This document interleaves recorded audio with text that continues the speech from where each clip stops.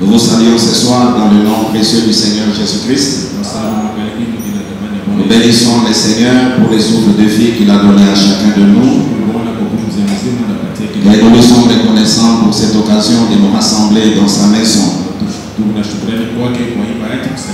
vous invitons à vous lever pour honorer la lecture de la parole de Dieu. Nous ouvrons nos Bibles dans Juge chapitre 15. Et nous allons lire les 5 premiers versets. Juge chapitre 15. Les 5 premiers versets, nous lisons. Quelque temps après, à l'époque de la moisson des blés, Samson alla voir sa femme et lui porta un chevreau. Il dit, je vais entrer faire ma femme dans sa chambre. Mais le père de sa femme ne lui permit pas d'entrer. J'ai pensé, dit-il, que tu avais pour elle de la haine et je l'ai donné à ton compagnon. Est-ce que sa jeune soeur n'est pas plus belle qu'elle? Prends-la donc à sa place. Samson leur dit, cette fois, je ne serai pas coupable envers les Philistins si je leur fais du mal. Samson s'en alla. Il attrapa 300 renards et prit des flambeaux. Puis il tourna queue contre queue et mit un flambeau entre deux queues au milieu. Il alluma les flambeaux, lâcha les renards dans les blés des Philistins et embrasa les tas de gerbes, le blé sur pied et jusqu'aux plantations d'oliviers. Veuillez vous asseoir. Que le Seigneur ajoute des bénédictions à la lecture de sa parole. Nous sommes toujours dans cette grande étude que nous sommes en train de faire. Cette étude que nous avons intitulée des destructeurs enflammés. Nous avons déjà compris le sens du texte que nous venons de lire dans notre Bible. Nous avons aussi vu comment cela s'est réalisé dans l'accomplissement du Nouveau Testament. Et nous avons déjà compris comment cela s'est reproduit dans l'accomplissement en ces temps de la fin. Et nous avons retenu que de même que Samson avait enflammé les renards pour détruire les œuvres des Philistins, Dieu aussi enflamme les croyants du temps de la fin. Et il nous a envoyés un peu partout pour détruire les œuvres de Satan dans le monde. Nous avions donné 10 points que nous devrions exploiter dans ce. Et la dernière fois, nous étions arrivés au 8e point, dans lequel nous avions parlé du feu de la prière. Et si vous remarquez bien là où nous en sommes ce soir, nous avons déjà terminé à exploiter les différents aspects que peut prendre le feu dont Dieu nous enflamme. Et ce soir, nous allons commencer le 9e point de notre étude. Ce point qui est intitulé un feu étranger. Et nous allons introduire et même placer la base ce soir. Et Dieu voulant, nous allons avancer pour terminer ce point le vendredi. Nous commençons donc à parler sur un feu étranger ce soir. Et pour commencer la base de ce point, je vous invite à aller avec moi dans la famille du souverain sacrificateur Aaron. Et nous allons prendre ce qui est dit dans Nombre chapitre 3, depuis le 2e verset jusqu'au 4e. La Bible dit ceci. Voici les noms des fils d'Aaron. Nadab le premier-né, Abihu, Eleazar et Itamar. Ce sont là les noms des fils d'Aaron qui reçurent l'onction comme sacrificateur. Et il fut consacré pour l'exercice du sacerdoce. Nadab et Abihu mourirent devant l'Éternel. Lorsqu'ils apportèrent devant l'Éternel du feu étranger dans le désert de Sinaï. Ils n'avaient point de fils. Éléazar et Itamar exercèrent le sacerdoce en présence d'Aaron leur père. C'est très important de retenir ce qui est dit dans ce texte de la Bible. On nous parle ici des noms des 4 fils d'Aaron, le souverain sacrificateur. Le premier d'Aaron s'appelait Nadab. Le suivant s'appelait Abihu. Le troisième s'appelait Éléazar. Et le quatrième s'appelait Itamar. Ces 4 enfants, fils d'Aaron le souverain sacrificateur, avaient eux aussi reçu l'onction comme sacrificateur. Et tous les 4 avaient été consacrés pour l'exercice du sacerdoce. Retenez très bien qu'ils étaient au départ au nombre de 4. Mais la Bible nous annonce au verset 4 que les 2 premiers moururent devant l'Éternel lorsqu'ils apportèrent devant l'Éternel du feu étranger. C'est ici que nous trouvons la base pour la notion du feu étranger. Ce sont ces 2 fils d'Aaron qui étaient eux-mêmes des sacrificateurs, qui avaient apporté devant l'Éternel un feu étranger. Et à cause de cela, la colère de l'Éternel s'était enflammée contre eux. Dieu les avait frappés comme nous allons les voir tout à l'heure. Et sur les champs, ils étaient tous les 2 morts. Parce qu'ils avaient apporté devant l'Éternel du feu étranger. Et quand ces 2 enfants d'Aaron avaient connu la mort, les 2 autres qui étaient restés en vie, c'est-à-dire Éléazar et Itamar,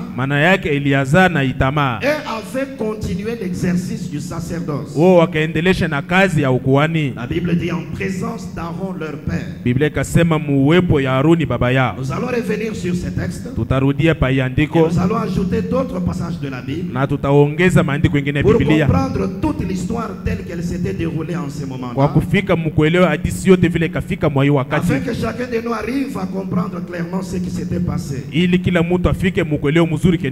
allons ramener cette scène au temps de la fin dans lequel nous vivons. Et comme nous parlons du feu étranger à partir de ce soir, nous allons en parler dans les limites du texte que nous sommes en train d'exploiter, en rapport avec des destructeurs enflammés. Maintenant, pour commencer, j'aimerais qu'on arrive en 1962 avec le prophète.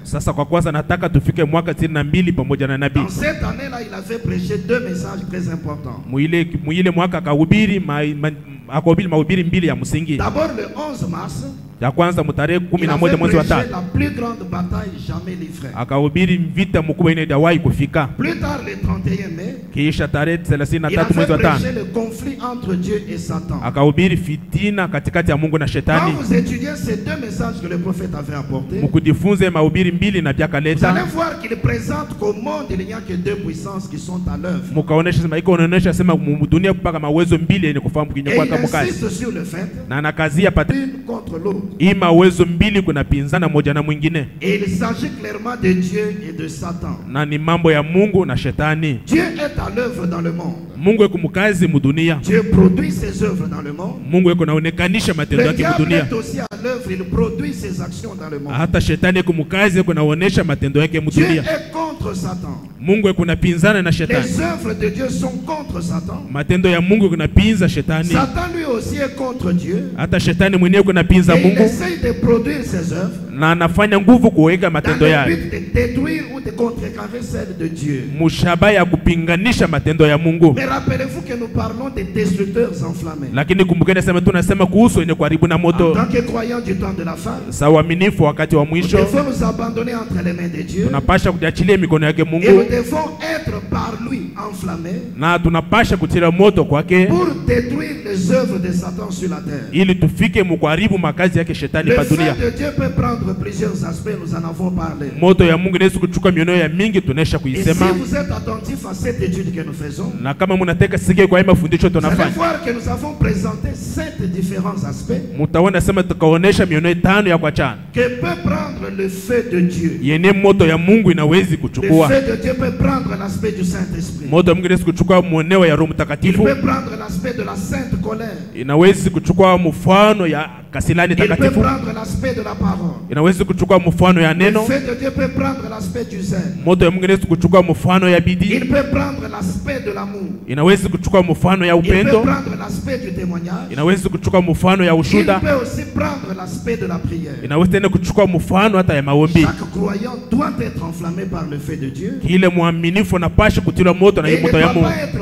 oisif. na hashwezi kubakia pale bila Il doit kufanya kazi. aller partout dans toute sa vie. Anapasha kwenda fasi yote maisha yake, Identifier les œuvres du diable kutambua makazi yake et shetani les détruire par la puissance du feu qu'il a reçu de Dieu. na kuyaribu kwa uwezo ya moto akapokea kutokea Mungu. Rappelez-vous que nous ne sommes pas les seuls enflammés sur la terre. Na kumbuka nasema iko paka sisi wenye kutiliwa moto hapa pa Si dunia. Dieu nous a enflammés pour détruire les œuvres du diable, Kama Mungu anatuwasha moto kwa kuharibu makazi ya shetani, c'est que le diable lui aussi maana yake shetani yeye a mwenyewe enflammé certaines personnes akawasha watu wengine dans le but de détruire les œuvres de Dieu. mshaba ya kuharibu makazi yake Mungu. Et le prophète nous a enseigné clairement Na nabii akatufundisha wazi que le diable n'est pas un créateur. ya kwamba shetani yeye hayuko muumbaji. Le feu qu'il va utiliser pour enflammer ses agents. Moto ni atatumikisha kwa kuwasha Comment watumishi va-t-il wake. l'obtenir parce qu'il n'est pas un créateur? Namna kana ataipata kwani yeye hayuko muumbaji. C'est là que le prophète nous enseigne Ndio pale nabii anatufundisha que le diable est pour commencer un imitateur. asema shetani kwa kwanza yeye ni mtu mwenye Et kuiga, deuxièmement, il est pervertisseur.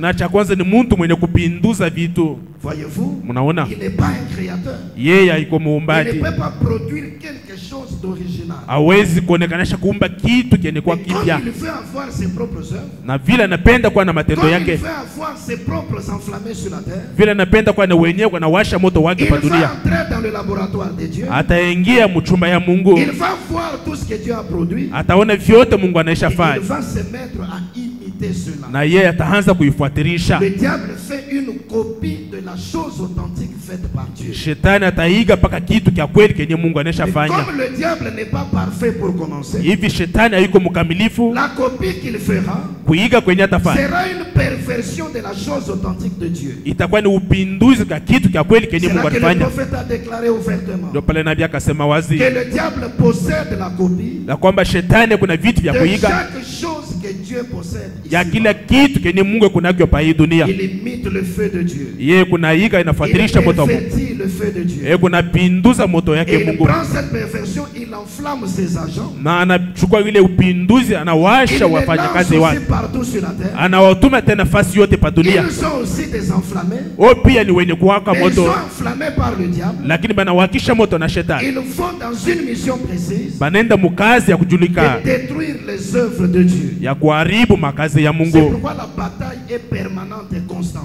Ndio kwa kusha munjia ya Pour Mungu, vous conduire sur une autre voie qui n'est pas bonne. kwa kumfikisha munjia ingine iko sawa. C'est ce qu'il a fait avec Ève dans le jardin d'Éden. Ndio kenye akafanya na hao mbustani ya Il Edeni, est venu vers elle comme un bon prédicateur. akamwendesa mhubiri Comme mzuri. quelqu'un qui avait le feu du zèle pour proclamer la parole. Saa fulani alikuwa na moto wa bidii kwa kumwonyesha Il a neno, parlé de la parole à Ève. akasema kuhusu neno kwa Hawa, Mais il a infiltré quelque chose qui n'était pas correct. lakini akaingisha kitu kenye kikwe Il a sawa, réussi à séduire Ève. akafika C'est mkumtongoza. pour ça qu'il l'avait enflammé du mauvais feu. Ndio kwa maana akamuwasha na moto Et mubaya, c'est cela qui avait amené la chute sur la terre. ndio kenye kikapeleka kuanguka pa dunia. Quand le diable vient pour séduire, Wakati shetani anakuja kwa kutongoza, il vous présente quelque chose atamionyesha kitu fulani qui ressemble à la chose authentique faite par Dieu. kenye kinafanana na kitu cha kweli kenye Mungu Et le anashafanya. prophète dit, la chose qui séduit en réalité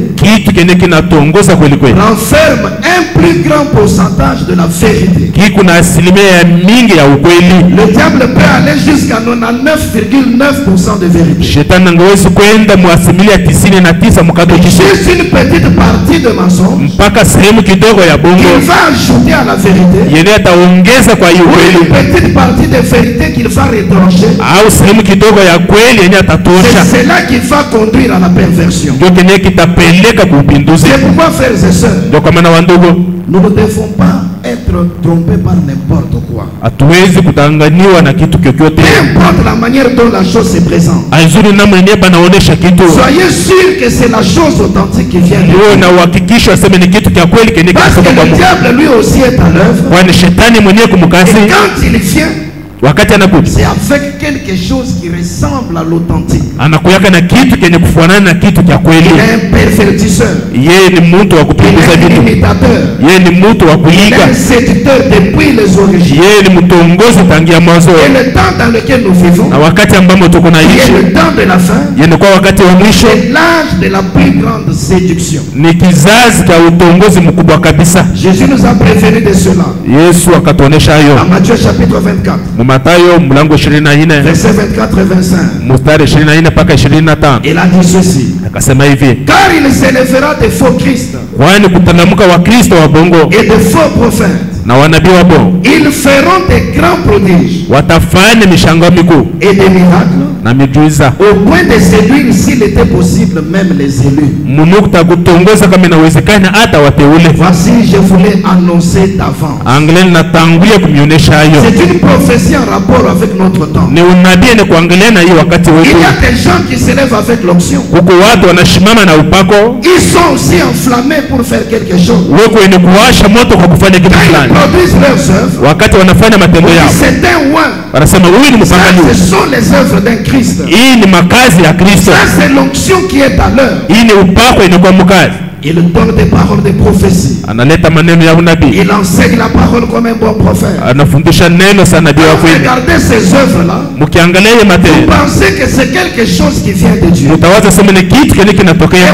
c'est un faux Christ. Et pourtant c'est un faux prophète. Regardez, l'écriture va plus loin. Ils feront des grands prodiges et des miracles. Pas seulement qu'ils feront des prodiges, mais des grands prodiges. Ils vont accomplir certaines œuvres, des œuvres de puissance. Quand vous regardez cette œuvre-là, c'est un grand prodige. Regardez la chose qui s'est produite. Ça, c'est un grand miracle. Il y a des guérisons qui les accompagnent. Il y a des résurrections qui les accompagnent. Il va même y avoir certaines créations. Des grandes œuvres peuvent être produites. Quand vous regardez avec l'œil naturel, quand vous regardez l'apparence de la chose, celui-ci est un destructeur en soi. Parce qu'il a prié pour cette personne. Un grand prodige s'est accompli. Une guérison s'est manifestée. Vous pensez que c'est la destruction des œuvres du diable. Et pourtant c'est une imitation charnelle. C'est le diable qui essaye de vous séduire. Au départ, l'homme lui-même est faux. Il est capable de faire des grands prodiges. Il est capable de faire des grands miracles. Ce sont des choses qui ressemblent tellement aux choses authentiques qu'elles peuvent séduire les élus. Si cela était possible, ne soyez pas étonnés, mes amis. Jésus dit, voici, je voulais annoncer d'avance. C'est pourquoi nous devons aller dans la profondeur des choses. Nous ne devons pas faire des conclusions juste sur l'apparence des résultats. Parce que l'apparence des résultats peut être la même.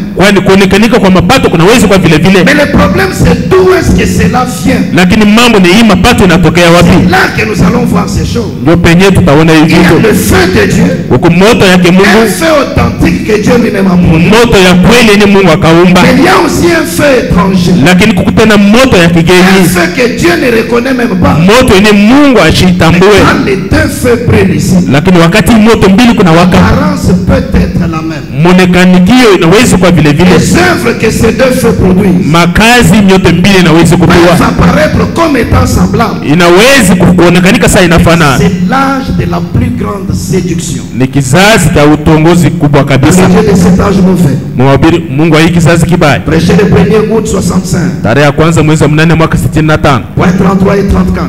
Nukta 33 34. Remarquez. Angalieni. Ce n'est pas ça que quelqu'un a dit. Haiko kitu kingine, kitu mtu fulani anasema. Ni ce que quelqu'un a appelé. Au kitu fulani mtu mwingine anaita. C'est que Dieu a choisi avant la fondation du monde. Lakini kenye Mungu anesha kuchakula kabla misingi ya dunia. Et ce sont ces gens-là qu'il appelle. Na ni wale watu wenye anaita dans les derniers jours. Kwa masiku ya mwisho. Non pas une organisation. Haiko tengenezo fulani. Mais un peuple qui porte son nom. Lakini taifa fulani ni kuvala jina yake. Et les derniers jours. Na siku ya mwisho. Non pas une organisation. Haiko tengenezo. Mais un peuple qui porte son nom. Lakini taifa fulani inakuwa na jina yake. Et c'est dans cet âge mauvais. Na ni ndani ya kizazi kibaya. Qu'il est en train de le faire. Ndio kunaenda na kufanya vile. Précisément en cet âge de tromperie. Kabisa kabisa mwa kizazi cha uongo. Nous vivons dans un âge de tromperie. Tukunaishi mkizazi cha bongo. Un âge le plus mauvais de tous. Kizazi kibaya kushindia vizazi vingine. Dans ce grand âge de tromperie. Mwa kizazi kikuu cha kudanganyifu. Dieu est en train d'appeler un peuple. Ndio mwenye Mungu kunaita taifa fulani. Un peuple qui doit porter son nom. Taifa ile inapasha kuvala kuitiwa mjina yake. Point 34. Nukta 34. La semaine dernière dans Matthieu 24.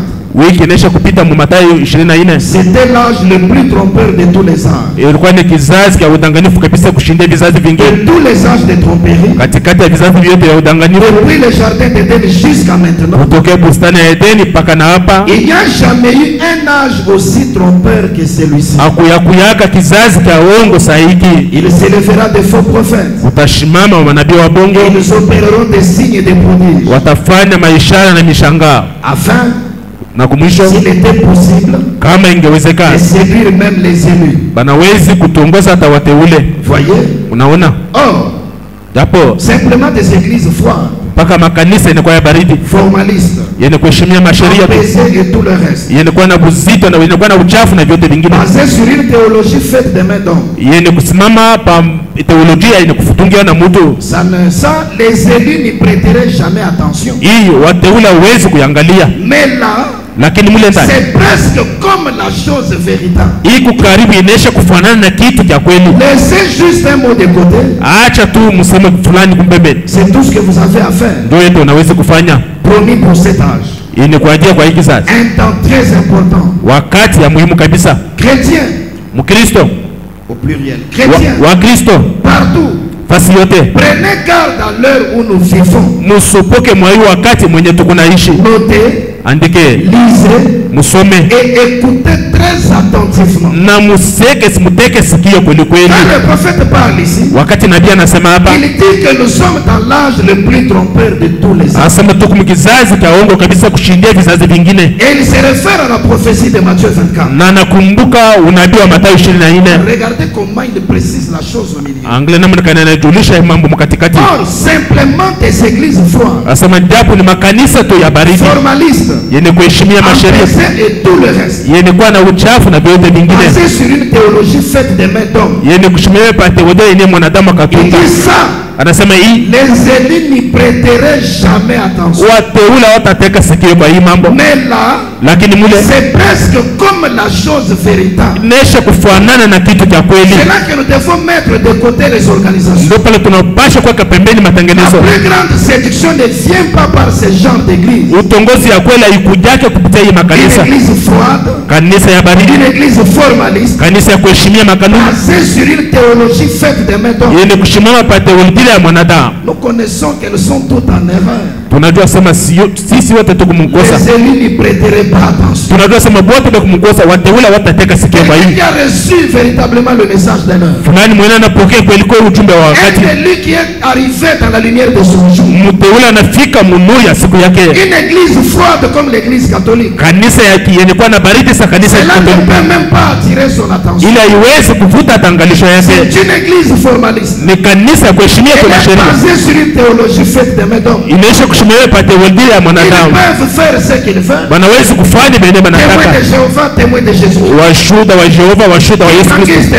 Wakimangisa na rafiki yao. C'est sur une théologie faite de médons. Wende kushimamia pa teolojia ya wanadamu. Les élus n'y prêteraient pas attention. Hiyo wanateule hawezi kuangalia yako. Mais là, lakini mulenda le problème de la plus grande séduction, mambo ya utongozi le mkubwa, problème de la plus grande tromperie, mambo ya udanganifu mkubwa. mais là, lakini mule c'est presque comme la chose véritable. Nesha kufanana na kitu cha kweli. Ils ont une partie de la chose véritable. Beko na sehemu ya kitu cha kweli. Ils laissent de côté juste un mot. Lakini banaacha pembeni paka msemo mmoja tu. Une phrase entière. Hapana tu msemo mrefu. Juste un mot laissé de côté. Lakini tu herufi moja banaweka pembeni. On tombe dans le tableau de la tromperie. Unaisha tunaanguka mubao ya udanganifu. C'est pourquoi ne regardez pas tout ce qui brille. Ndoko mshangale kuvyote kunanga. Ne soyez pas entraînés seulement par les heures. Bashikukogote paka kwa matendo. Par la présentation de la chose. Au kwa vile wenyewe kunaonekanisha ile mambo. Plus loin dans la vérification. Lakini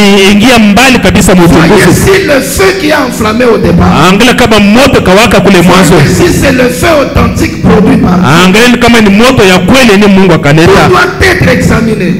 Yote napasha kuchunguziwa. À la lumière de la totalité de la parole. Mbele ya nuru ya neno lote mzima. Si vous ne jugez que sur les apparences. Kama na hukumu tu kupitia vile kunaona na macho. Ne juge pas de cette façon-là. Mungu ashuhukumu kufuatana na vile kunafanya. Chapitre 3. Watimotho wa pili sura ya 3. L'apôtre Paul parlant de ce temps dans lequel nous vivons. Mtume Paulo mwenye kusema kuhusu wakati ambao tuko naishi. Kumstari wa 5 anasema hivi. Ayant l'apparence de la piété. Benye kuwa na muonekanikio wa utawa. Mais reniant ce qui en fait la force. Lakini banakatale kenye kufanya nguvu ya utawa. Éloigne-toi de ces hommes. Uende mbali na wale watu. Quand vous les regardez. Wakati unaoangalia. Ils ont l'apparence de la piété. Beko na muonekanikio ya utawa. Ça ressemble à la chose authentique. Inafanana na kitu cha kweli. Au fond, ils renient ce qui en fait la force. Lakini chini wanakatale kenye kufanya nguvu ya utawa. Ils peuvent écrire tabernacle comme tous les autres. Wanaweza kuandika tabernacle sawa wale wengine. Utiliser des citations comme tous les autres. Wanaweza kutumikisha hata maandiko sawa watu wengine. Quand vous allez au fond de la chose. Lakini mkiingia mkilindi kwa ima. Un feu étranger quelque part. Huko moto wa kigeni fasi moja. Quelque chose qu'on a ajouté. Kwa kitu fulani banaongeza. Quelque chose qu'on a retranché. Au kitu fulani banatosha mwa kitu. Alors ce n'est plus la chose authentique. Na pale haiko tena kitu cha mwanzo cha kweli. 1 Corinthiens chapitre 13. Wakorintho wa kwanza sura 15. Essayons de l'analyser autrement ce soir. Tupime kujifunza mnamo nyingine magharibi. 1 Corinthiens chapitre 13. Wakorintho mlango 13. Depuis le premier verset jusqu'au 3e. Kutoka kifungo cha kwanza mpaka cha 3. Quand je parlerai les langues des hommes et des anges. Wakati tasema maruga ya wanadamu na wa malaika. Si je n'ai pas l'amour.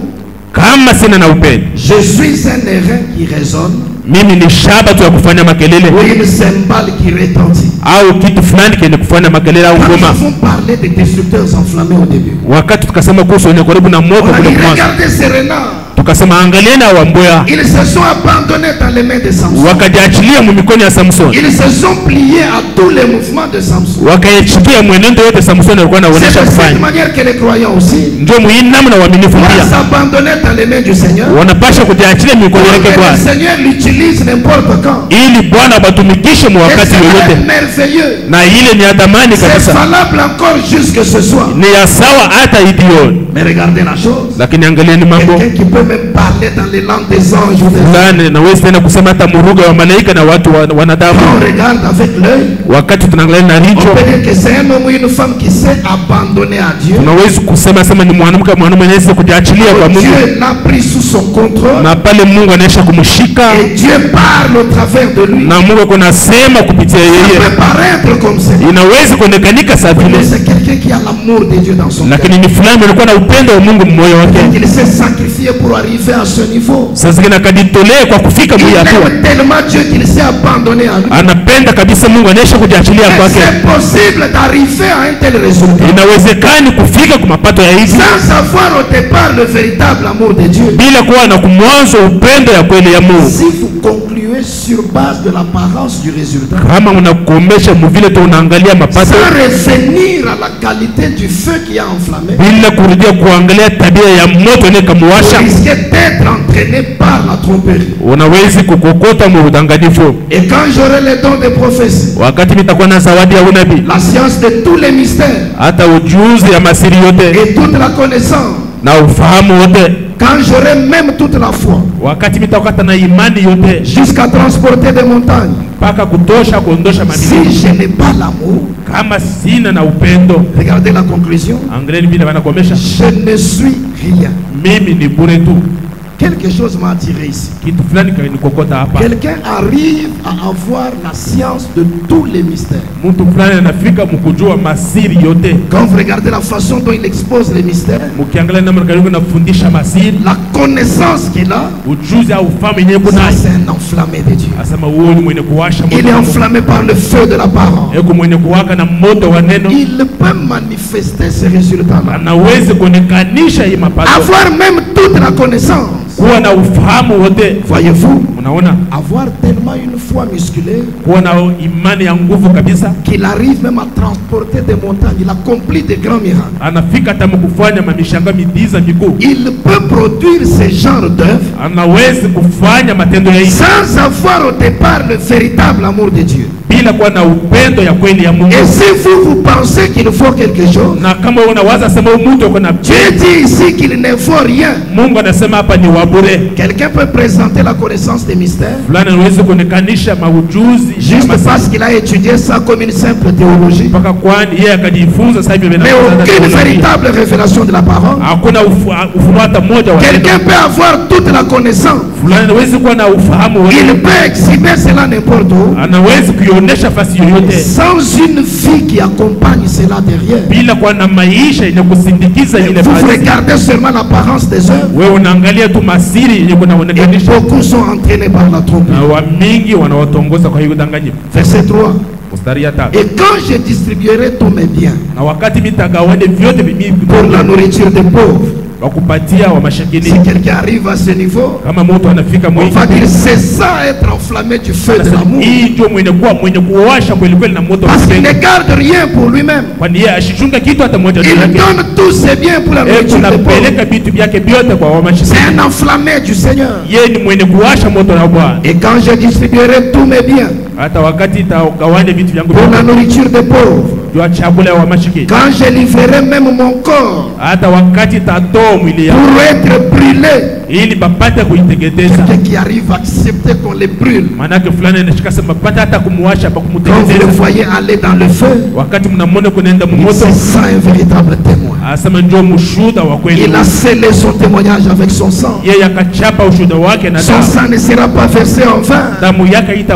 Il sera mêlé à celui dont il passe, le témoin fidèle. C'est vous qui avez conclu comme cela, parce que vous vous arrêtez sur l'apparence des œuvres qui se manifestent. Si je n'ai pas l'amour, cela ne me sert de rien.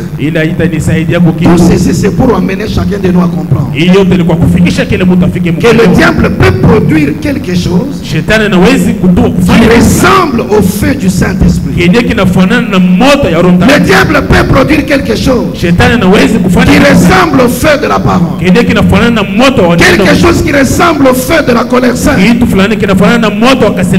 chose qui ressemble au zèle, quelque chose qui ressemble au feu du témoignage, quelque chose qui ressemble au feu de la prière.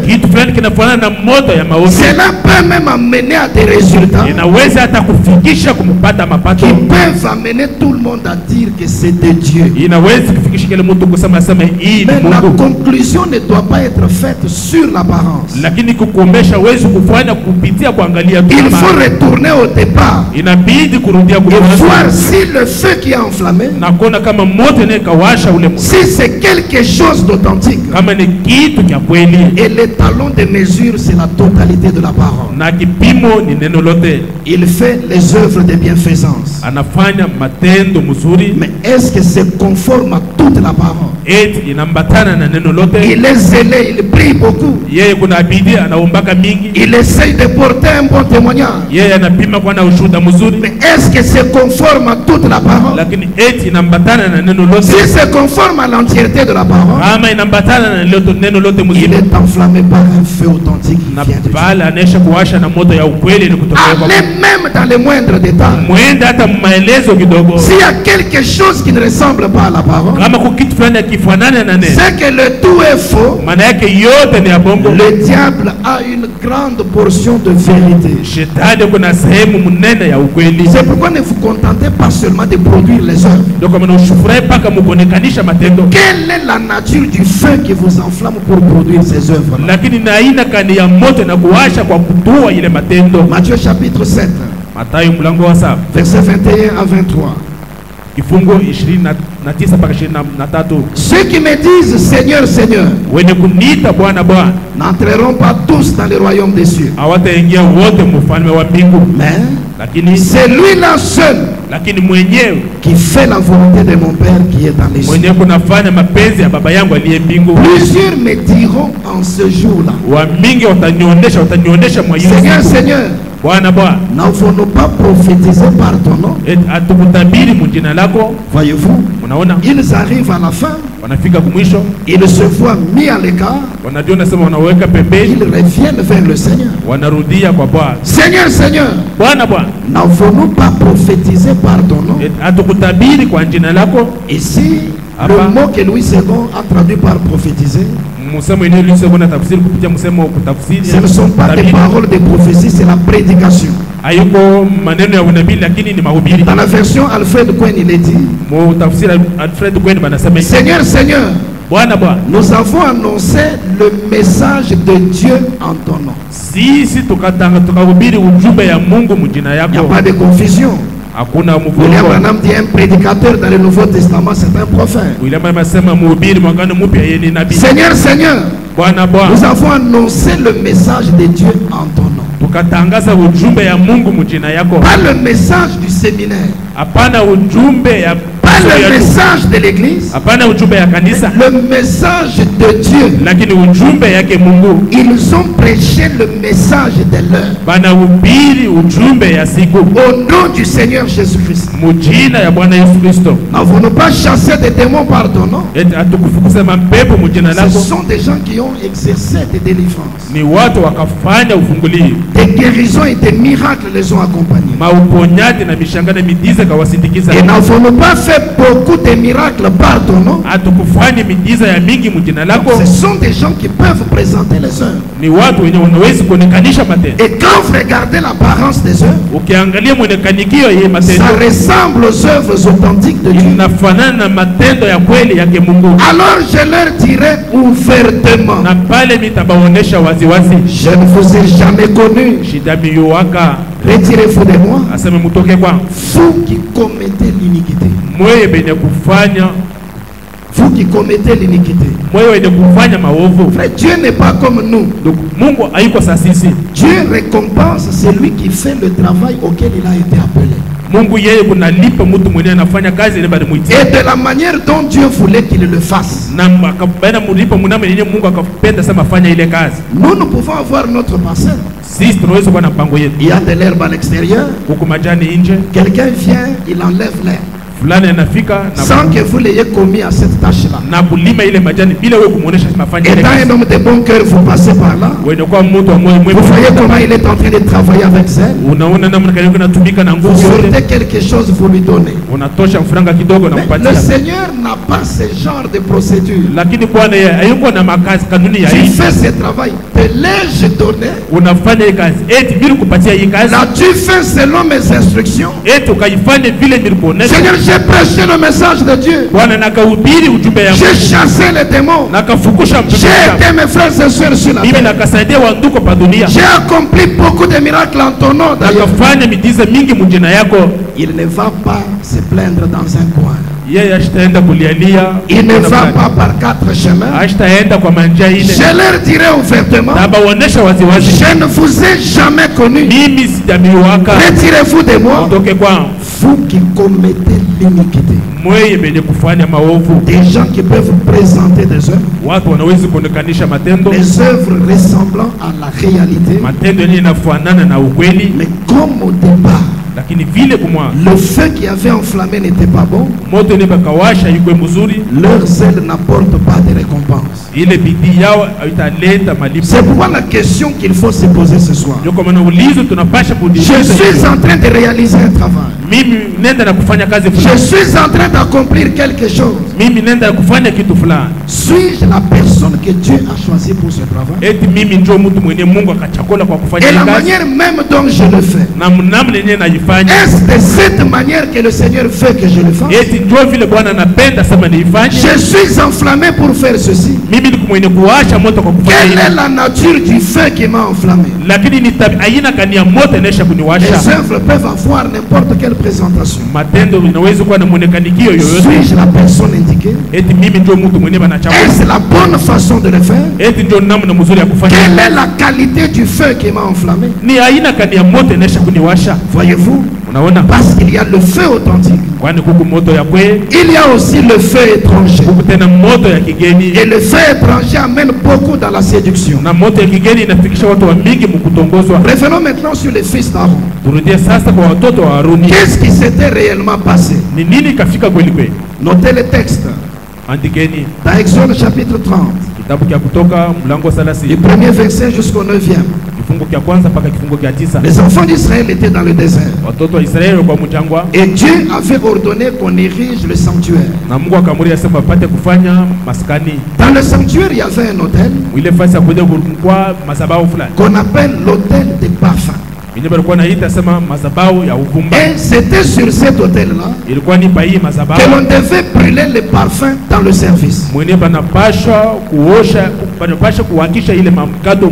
Dieu avait donné des instructions de la manière dont les parfums devaient être préparés. Et Dieu leur avait ordonné de ne pas utiliser un parfum étranger pour le service. On devait brûler seulement le parfum qui était préparé selon l'ordre divin. Et en rapport avec ce parfum, Dieu leur avait dit, personne d'entre vous ne peut se fabriquer un parfum semblable à celui-ci. Celui-ci doit être regardé comme une chose sainte. Et ce parfum-là devait être brûlé sur l'autel des parfums. Maintenant, Dieu était clair dans son ordre. La seule personne que Dieu avait choisi pour brûler le parfum, c'était Aaron, le souverain sacrificateur. Et Dieu avait donné le temps précis pour faire cela. Le matin et aussi le soir. La même personne utilisant le même genre de parfum, la même personne faisant la même chose, mais seulement le matin et aussi le soir. Maintenant Dieu avait dit que le feu sur l'autel ne doit jamais s'éteindre. Aaron devait maintenir le feu en y ajoutant couramment du bois. Tout cela devait être fait par Aaron seul. La personne, l'œuvre, le temps précis et la matière, tout a été choisi par Dieu. Et dans Exode 30, c'était l'ordre que Dieu avait donné. Maintenant, Aaron devait être le souverain sacrificateur. Et il avait ses tâches précises dans le sacerdoce. Ses enfants étaient aussi loin comme sacrificateurs. Ils étaient des sacrificateurs, bien sûr. Mais un seul était le souverain sacrificateur. Le souverain sacrificateur avait ses attributions. Les autres sacrificateurs avaient les leurs. Maintenant, notez Lévitique chapitre 8. Quand on arrive dans Lévitique chapitre 8, Moïse devait maintenant consacrer les sacrificateurs. Il devait oindre Aaron pour qu'il soit souverain sacrificateur. Et il devait aussi oindre ses fils pour qu'ils soient sacrificateurs à ses côtés. Dieu avait donné les ordres à Moïse. Et Moïse les avait consacrés selon l'ordre divin. Et la Bible précise que la consécration de ces sacrificateurs avait duré 7 jours. Au bout du 7e jour, leur consécration était terminée. Ils avaient été lavés, ils avaient été oints, ils avaient été habillés, tous avaient été équipés pour le sacerdoce. Maintenant nous sommes dans Lévitique chapitre 9. Là maintenant les 7 jours étaient passés. On arrive maintenant au 8e jour. Les 7 jours étaient réservés à la consécration. Maintenant le 8e jour, ils devaient tous commencer leur ministère. Et Dieu avait indiqué la manière dont ils devaient offrir des sacrifices. L'Holocauste et les sacrifices d'action de grâce pour leur entrer dans la fonction. Et ils ont fait tout cela correctement selon l'ordre que Dieu avait donné par Moïse. Maintenant du verset 22 au verset 24 suivez. Aaron leva ses mains vers le peuple et il le bénit. Puis il descendit. Après avoir offert les sacrifices d'expiation, l'Holocauste et le sacrifice d'action de grâce, Moïse et Aaron entrèrent dans la tente d'assignation.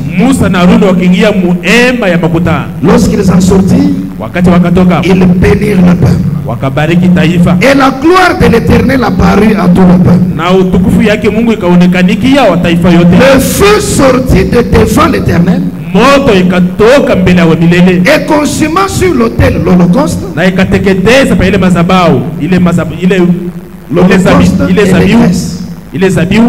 l'Holocauste et les graisses. Tout le peuple le vit. Et ils poussèrent des cris de joie et se jetèrent sur leurs faces. Les 7 jours de la consécration étaient passés. Le 8e jour, ils ont offert les sacrifices d'expiation. Ils ont offert l'Holocauste et le sacrifice d'action de grâce. Alors quand Moïse et Aaron sont sortis devant le peuple, la gloire de l'Éternel est apparue devant le peuple. Et le feu est sorti de devant l'Éternel. C'est-à-dire du lieu très saint. Le feu est sorti de là. Et il a consumé l'Holocauste et les graisses qui étaient sur l'autel. C'était un grand miracle devant le peuple. Parce que sur l'autel des parfums, on devait avoir le feu allumé par Aaron. Un feu qu'Aaron seul devait alimenter avec du bois. Et s'il fallait qu'on utilise du feu dans le temps, prendre le feu qui était déjà allumé sur le terre, un feu étranger n'était pas censé entrer dans le temple. Du feu était allumé par le sacrificateur. Aaron, le souverain sacrificateur, seul ce feu-là pouvait être utilisé. Mais ici, parce qu'ils ont obéi à tous les ordres de Dieu, le feu sort de devant l'Éternel. Il vient consumer l'holocauste de toutes les graisses. La gloire de l'Éternel est apparue à tout le peuple. Quand le peuple a vu la gloire et qu'il a vu le feu, le peuple a poussé des cris de joie. Le peuple s'est jeté sur sa face à cause de l'obéissance et du respect des instructions de Dieu. Dieu a envoyé ce feu comme signe d'approbation de ce qu'ils avaient fait. Vous voyez que jusqu'au chapitre 9, tout était parfait. Maintenant au chapitre 10, depuis le premier verset jusqu'au 5e, les fils d'Aaron, Nadab et Abihu, donc ces deux premiers fils, les fils d'Aaron, Nadab et Abihu, prirent chacun un brasier. Ils mirent du feu et posèrent du parfum dessus. Ils apportèrent devant l'Éternel du feu étranger, ce qui ne leur avait point ordonné. Ils étaient des sacrificateurs avec un ministère venu de Dieu. Ils étaient déjà oints par Moïse. Ils étaient déjà consacrés dans les 7 jours. C'était déjà le 8e jour. Ils étaient déjà officiellement introduits dans l'exercice du ministère. Mais regardez qu'ils font quelque chose que Dieu ne leur avait pas ordonné. Des chefs du peuple, ils commettent ici un acte de désobéissance. Voyez-vous, ils prennent un brasier. Dieu n'avait jamais dit ça. Ils y mettent du feu qui venait je ne sais d'où. Ce n'était pas leur responsabilité d'allumer le feu. Ils prennent le parfum original, ils le mettent sur un feu étranger. C'est du parfum. Quand vous le mettez sur le feu, il va brûler, frère. Le problème, ce n'est pas l'apparence du feu. Le problème, c'est l'ordre que Dieu a établi. Est-ce que tu es censé prendre un brasier? Est-ce que c'est à toi d'allumer le feu? Est-ce que tu es censé amener un autre feu que celui qui est dans le temps? Même si c'est le bon parfum, ce n'est pas ta place. Ce n'est pas toi qui dois brûler ça. Voyez-vous, ce n'était pas leur rôle de le faire. Il fallait laisser cette tâche au souverain sacrificateur. De plus, ils ont pris des brasiers, quelque chose que Dieu n'avait jamais ordonné dans sa parole. En plus, ils ont amené du feu étranger, exactement ce que Dieu avait interdit. Mais quand même, ils y ont placé du bon parfum. Et le feu a brûlé dans le temps. Vous regardez le feu allumé par Aaron et le feu de leur brasier, l'apparence est la même. Mais le problème, c'est au fond. Ça, c'est le feu authentique. Comme il est allumé par Aaron, selon l'ordre divin, ça signifie que c'est Dieu lui-même qui a allumé ce feu. Ça, c'est un feu étranger allumé par des personnes que Dieu n'a pas indiqué, avec des brasiers, des instruments que Dieu n'a pas indiqués, mais comme ils y ont placé ce bon parfum, ça brûle avec la même apparence. Le parfum a brûlé. Les sacrificateurs qui étaient là, Moïse le prophète, Aaron leur père, leurs autres frères, même les enfants d'Israël, ils ont regardé la chose. Frère, la Bible ne donne pas le genre de réaction qu'ils avaient manifesté. Peut-être qu'ils s'étaient tus face à cela. Les êtres humains peuvent se taire et manquer d'apporter une réaction à cela. Mais le Dieu Tout-Puissant, qui veille sur sa parole, aura sa réaction appropriée. Verset 2. Alors le feu sortit de devant l'Éternel et les consuma. Ils mourirent devant l'Éternel. Au chapitre 9, ils ont obéi à toutes les instructions de Dieu. Le feu sortit de devant l'Éternel comme signe d'approbation. Il a brûlé l'holocauste de toutes les graisses. Dieu avait agréé tout ce qu'ils avaient fait. Ici au chapitre 10, ils désobéissent à l'ordre de Dieu. Ils font quelque chose de contraire à la parole. Le feu sort encore de devant l'Éternel. Cette fois-ci, pas pour approuver ce qu'ils ont fait, mais un feu de jugement qui est sorti et qui les a consumés. Ils sont morts sur les champs. Les êtres humains peuvent être dans l'imitation. Ils peuvent imiter la chose authentique et utiliser d'autres moyens et peut-être arriver au même résultat. Quand vous regardez les œuvres, elles sont pratiquement. Celui-ci prie pour les malades, il y a des guérisons. Cet autre prie aussi pour les malades, il y a des guérisons. Les résultats est pratiquement le même par l'apparence. Mais allez au fond de ces feux. Vous verrez que l'un a le feu authentique venu de Dieu et l'autre a peut-être un feu étranger. Ces gens sont morts sur les champs. Mais c'est parce que c'était dans l'Ancien Testament. Dans le Nouveau Testament, vous mourrez spirituellement, mais vous continuez à marcher physiquement dans la vie.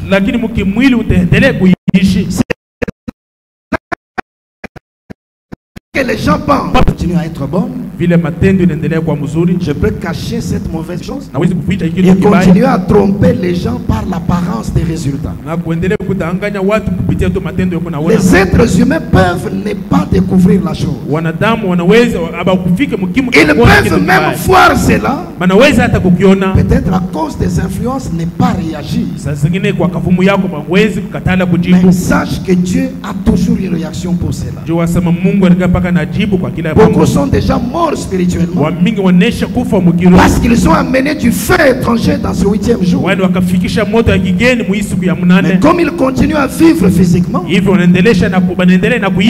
continuent à entraîner toujours des foules avec eux à cause d'un feu étranger. La mort était entrée dans cette famille. Le vendredi, Dieu voulant, nous allons entrer dans le sens de tous ces noms que nous avons lus. Et nous allons ramener la signification de tous ces noms en ce temps du soir. Et pour ce soir, à partir de ce que nous venons de lire, je voulais que l'on retienne que Moïse et Aaron, dans l'Ancien Testament, étaient tous les deux des ombres du Seigneur Jésus-Christ. Jésus était un prophète comme Moïse. Et il était aussi souverain sacrificateur. Il était préfiguré par Aaron dans l'Ancien Testament. Quand Jésus est arrivé, lui aussi a été établi dans la fonction. Il était le prophète. Un prophète comme Moïse. Il avait toutes les instructions de Dieu. Voyez-vous? Et il était le souverain sacrificateur. Et ses fils qui devaient être établis dans le sacerdoce étaient les autres ministres qui devaient venir. Mais remarquez qu'il a fallu 7 jours pour leur consécration au service. Il y a eu 7 âges de l'église. Et dans les 7 âges de l'église, le ministère a été apprêté. Nous avons eu 7 ministres principaux. 7 messagers que Dieu a envoyés. Depuis Paul qui est apparu dans les premiers jours, jusqu'à Branham en tant qu'Élie qui est apparu dans les 7e jour. Mais c'était le 8e jour qu'ils devaient tous entrer dans la fonction. Nous savons déjà comment le 7e jour est passé et comment nous sommes dans le 8e jour. C'est le 8e jour qui est l'âge de l'épouse. C'est dans cet âge de l'épouse que l'œuvre du ministère devait être réalisée. Le même ministère du matin s'exerce encore au temps du soir. Le ministère de Jésus réincarné dans la chair, dans un homme qui est Élie le prophète, c'est l'homme à la chicane. Et c'est ce que nous avons vu sur la scène aujourd'hui. Mais il y avait Moïse et Aaron. Il y avait le prophète et le souverain sacrificateur. Tous les deux annonçaient Jésus. Et quand Jésus marchait, en lui il y avait à la fois Moïse et Aaron. Et en ce temps du soir, quand Élie le prophète marche sur la terre, d'abord c'est Élie le prophète, mais en lui il y a à la fois Moïse et Jésus, à la fois Moïse et Aaron, un peu comme sur la montagne de la transfiguration. Il y avait Jésus, il y avait Élie, il y avait Moïse. L'enveloppe était restée Jésus et les deux autres étaient entrés dans Jésus. Et quand on arrive au temps de la fin, la symphonie change un peu. L'enveloppe maintenant c'est Élie. Maintenant les autres entrent dans Élie. En 1960, William Branham en train de prêcher, une sœur baptiste s'élève sous l'onction du véritable Saint-Esprit. Elle a dit ainsi, dit le Seigneur, dans 3 mois seulement, vous verrez dans ce tabernacle l'esprit d'Élie, l'esprit de Moïse et l'esprit de Jésus manifesté dans un homme. Et William Branham dit, cela s'est accompli parfaitement. L'enveloppe c'est Élie le prophète, mais à l'intérieur à la fois Moïse et Aaron. C'est pourquoi William Branham est à la fois le prophète de cet âge, il est aussi le souverain sacrificateur de cet âge. En tant que prophète de cet âge, c'est lui qui établit toutes choses. C'est lui qui a amené les ordres pour l'institution de chaque chose. Être dans la volonté de Dieu, attendre l'approbation de Dieu, c'est faire tout selon les instructions données par William Branham. Mais il est aussi le souverain sacrificateur. C'est lui seul qui doit allumer le feu sur l'autel. Et pour que le service se fasse, un autre feu ne peut pas être utilisé. C'est lui qui allume le feu et c'est lui qui porte du bois à ce feu-là pour que le feu ne s'éteigne point. Vous parlez du feu du Saint-Esprit. C'est lui qui amène le Saint-Esprit dans cette âme. C'est lui qui vous montre comment le Saint-Esprit fonctionne. Et c'est lui qui apporte des citations pour que ce feu brûle davantage. Vous parlez du feu de l'amour. C'est lui qui allume ça dans cette âme. Et c'est lui qui apporte des éléments pour que ce feu ne s'éteigne point. Maintenant, frères et sœurs, tu peux être un autre sacrificateur avec un ministère venant de Dieu. Tu peux être un fils d'Israël, un membre de l'épouse aujourd'hui.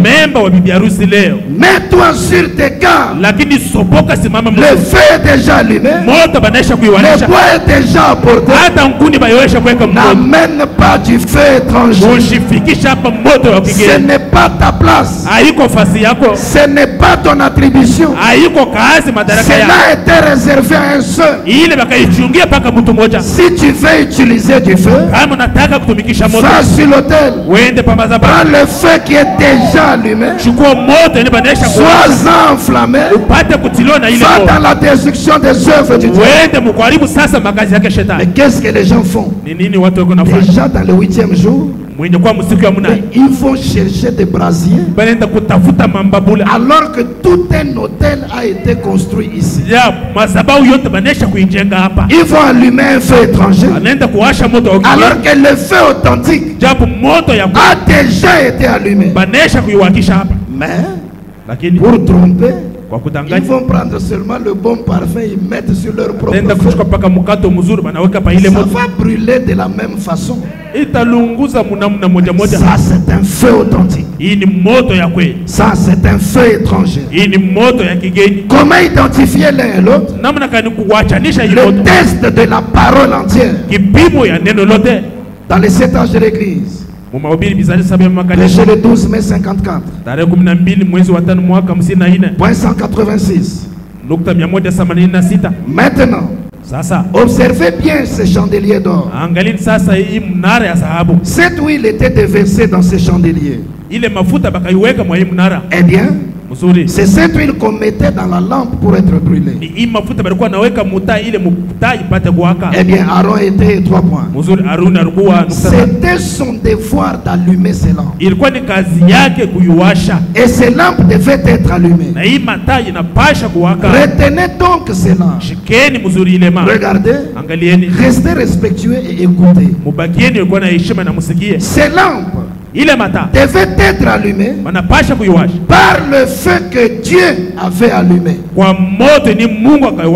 Les fils d'Aaron étaient entrés avec un feu étranger. Et Dieu les a frappés à la porte.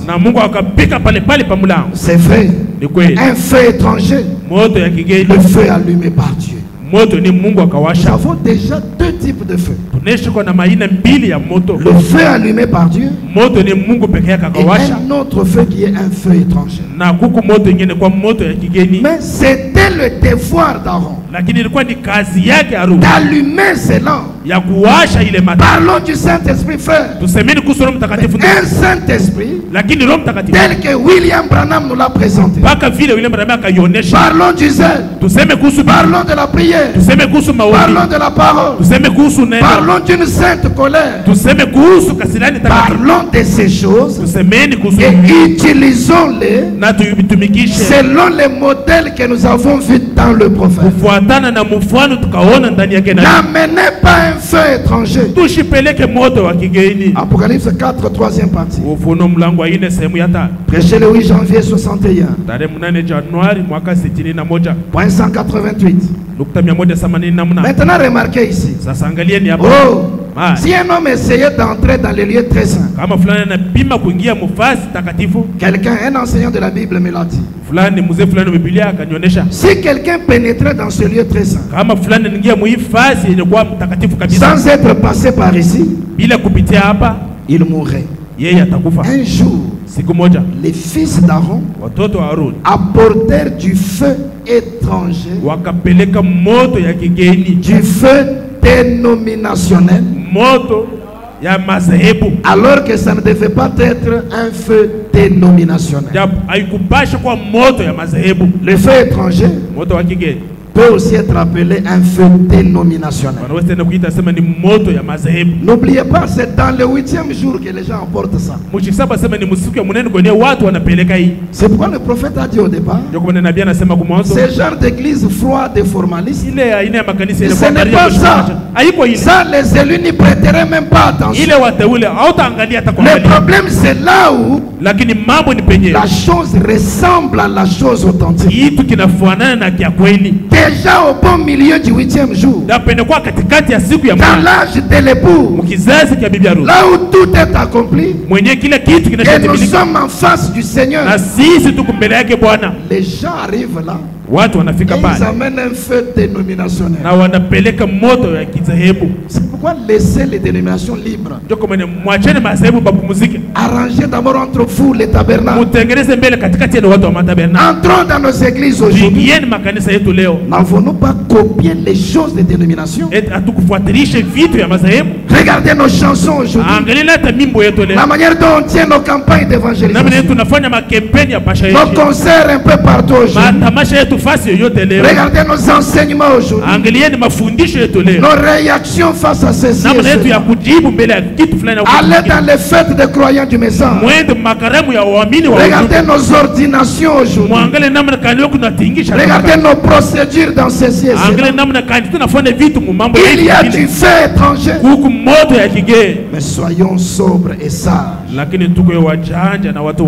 beaucoup sont déjà morts spirituellement. C'est pourquoi nous les voyons aller d'erreur en erreur. C'est déjà la mort. Parce qu'ils ont amené du feu étranger. Tu peux continuer à vivre physiquement. Tu peux continuer à entraîner des grandes foules. Tu peux continuer à voir ton influence sur le peuple. Mais pose-toi la question. Qu'est-ce que Dieu dit de tout ça? À la fin, Dieu sera dans le groupe de Matthieu 7. À moins que Dieu t'aide. Sinon tu diras comme cela, n'ai-je pas prêché le message de Dieu en ton nom? N'ai-je pas chassé les démons en ton nom? N'ai-je pas accompli beaucoup de miracles en ton nom? Que gloire soit rendue au Père. Je leur dirai ouvertement, je ne vous ai jamais connu. Est-ce que Dieu te connaît? Ce que tu es en train de faire, est-ce que tu es la personne qui est censée le faire? La manière dont tu le fais, est-ce de cette manière-là que Dieu a prévu que ce soit fait? Même si personne ne s'élève contre toi, même si beaucoup acclament ce que tu fais, oui, Nadab et l'autre, personne ne s'est élevé contre eux, mais Dieu lui s'est élevé contre eux. C'est pourquoi, frères et sœurs, par ce point parlant du feu étranger, j'accuse d'abord les prédicateurs. Je nous accuse, nous les prédicateurs, d'avoir introduit le feu étranger. Mais soyons sûrs ce soir que le Dieu Tout-Puissant ne nous a pas envoyé un groupe de prédicateurs.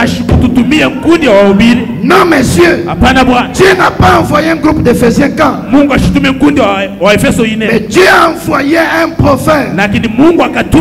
S'il faut que quelqu'un travaille, qu'il utilise le feu qui est déjà allumé. C'est pourquoi soyons vigilants. Dès qu'un petit rien est introduit, fuyons le feu étranger. Prenons seulement la parole. Voici, dans le sermon La foi, Prêché le 25 juillet 52. Point 21, la partie C, il dit ceci. Mais comme je l'ai toujours dit, si vous voulez vous embrouiller, restez à côté des prédicateurs. C'est le prophète, n'est-ce pas? Mais comme je l'ai toujours dit, si vous voulez vous embrouiller, restez à côté des prédicateurs. Et c'est là que vous serez certainement embrouillés. Pas eux tous. Tout le monde voit, n'est-ce pas? Mais comme je l'ai toujours dit, si vous voulez vous embrouiller, restez à côté des prédicateurs. Et c'est là que vous serez certainement embrouillés. Pas eux tous. C'est là que Dieu ne manque pas de témoins. Pas eux tous. Mais je veux dire, avoir un tas d'hommes. Ils ont promis à frère un tel qu'il nous amènerait chez lui. Et à frère un tel qu'il devrait passer par là. Eh bien c'est un ordre. Mais frère, quand on en arrive à la conduite de l'Esprit de Dieu, suivez Dieu. Voyez-vous? Voyez-vous? Et Dieu a donné sa conduite. Dieu a parlé par sa bouche qui est William Branham. Peu importe ce que les prédicateurs vont dire, quand on en arrive à la conduite de Dieu, suivez Dieu. Suivez ce que William Branham a dit. C'est ça la conduite de Dieu. Si un autre a une parole, s'il a une vision, que ce soit conforme à la conduite de Dieu. Mais si vous voulez vous embrouiller, restez à côté des prédicateurs. Mais pas tous. Oui, messieurs. Aaron avait 4 fils. Il avait Nadab le premier-né. Il avait Abihu le second. Il avait Éléazar le troisième. Il avait Itamar le quatrième. Nadab le premier-né et Abihu ont amené du feu étranger. Dieu les a frappés, ils sont morts. Et Dieu n'a pas manqué de témoins. Éléazar et Itamar sont restés dans les sacerdoces devant Aaron leur père. Les uns peuvent tomber avec le feu étranger, mais Dieu ne manquera pas de témoins. Éléazar est resté fidèle. Itamar est resté fidèle. Et même après la mort d'Aaron, Éléazar a fait la relève. Il est devenu le souverain sacrificateur. Oui, messieurs. Les mauvais existent. Les bons aussi existent. Mais la grande chose, c'est que nous devons reconnaître que Dieu n'a pas envoyé un groupe d'hommes. Il a envoyé un messager prophète. Et les Éphésiens 4 et le reste du peuple, tous doivent suivre ce que le messager prophète a dit. Le feu, c'est celui que le souverain sacrificateur a allumé. Toute autre chose qui s'oppose à ce qu'il lui a dit, toute autre chose qui s'oppose au modèle que lui a donné, voilà un feu étranger, voilà la voie de la mort. Je termine par ceci. Exposé page 367. N'oubliez jamais cette déclaration du prophète. Et pourtant c'est le temps de la moisson. Croyez-vous que c'est le temps de la moisson? Samson était allé à la moisson des blés. Maintenant c'est le temps de la moisson. Et pourtant c'est le temps de la moisson. Dans cet âge doivent donc apparaître Ceux qui feront mûrir le blé et l'ivraie. L'ivraie est déjà en train de mûrir rapidement sous l'influence d'enseignants corrompus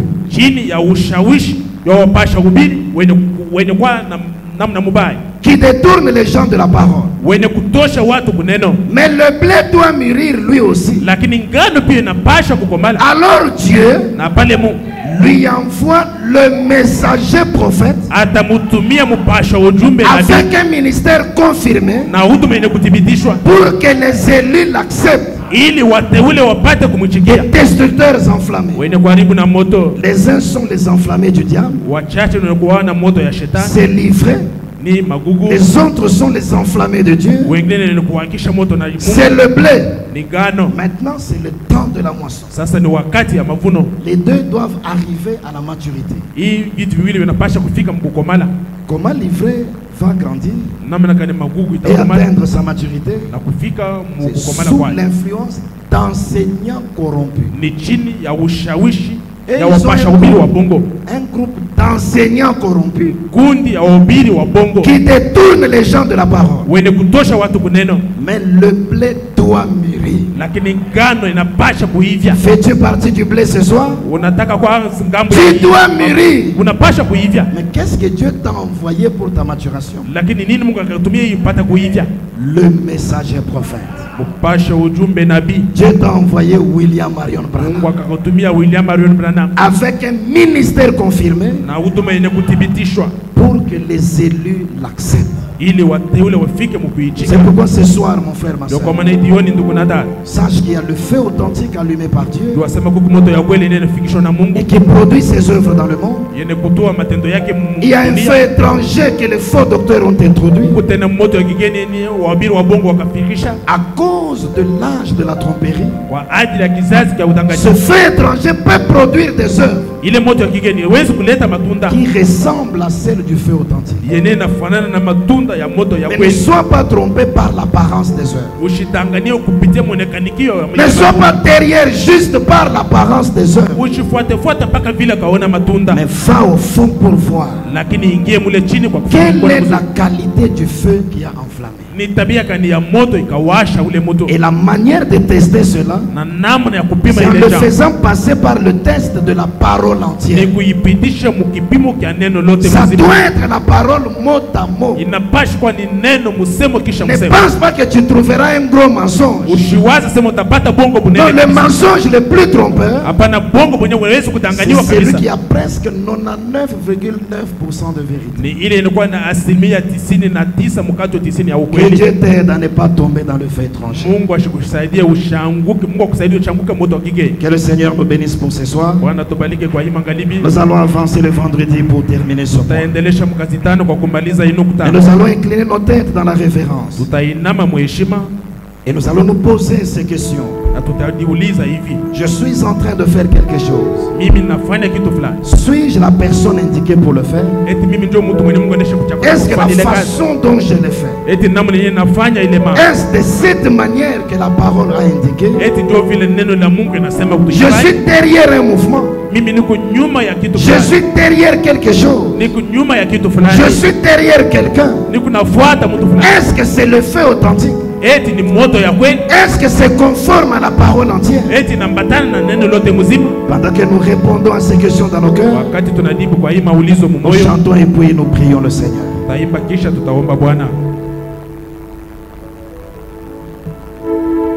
63 croient seulement l'ancien évangile, alors que nous tenons debout ensemble.